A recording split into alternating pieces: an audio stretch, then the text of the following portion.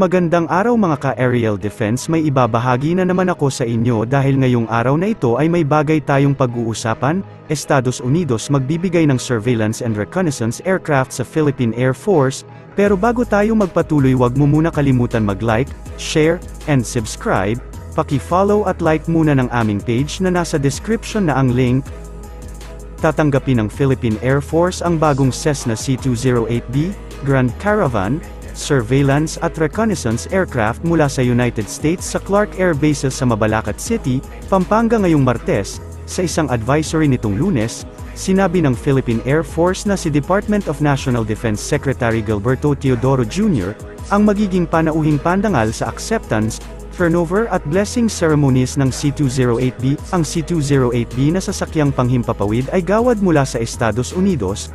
Dagdag nito, ito ang magiging ikatlong C208B sa serbisyo ng Philippine Air Force simula noong natanggap na ang dalawang unit na formal na i-turnover ng US noong ika-27 ng Hulyo 2017. Ang unang dalawang C208B na eroplano ay bahagi ng isang $33 million package sa pamamagitan ng US National Defense Authorization Act Building Partnership Capacity Program na naglalayong, sa panahong iyon, na magbigay ng kagamitan at pagsasanay upang palakasin ang mga kakayahan ng Pilipinas laban sa terorismo. Ang C208B na sasakyang panghimpapawid ay may bilis ng pag-cruise na humigit kumulang 170 knots at may saklaw na higit sa 1,000 nautical miles, at may kakayahang maghatid ng 8 hanggang 9 na tao.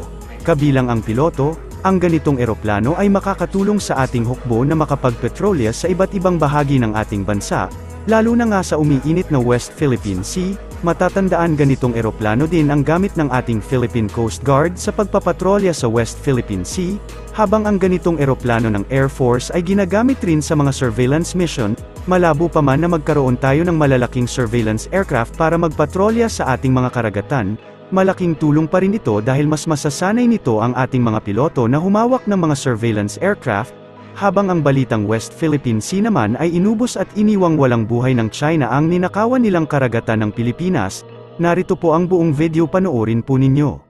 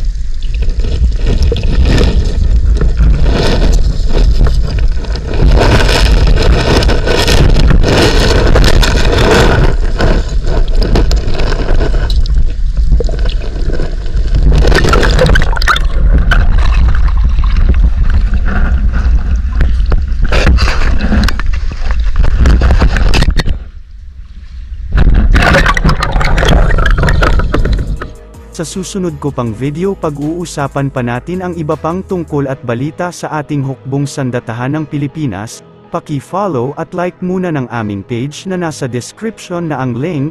Pwede ka ring manalo ng pera or load dito kapag ikaw ay naging top fan nito at napili. Huwag mo na rin kalimutan mag-like, share, and subscribe. Pindutin mo na rin ang bell para updated kayo sa aking mga video. Maraming salamat po.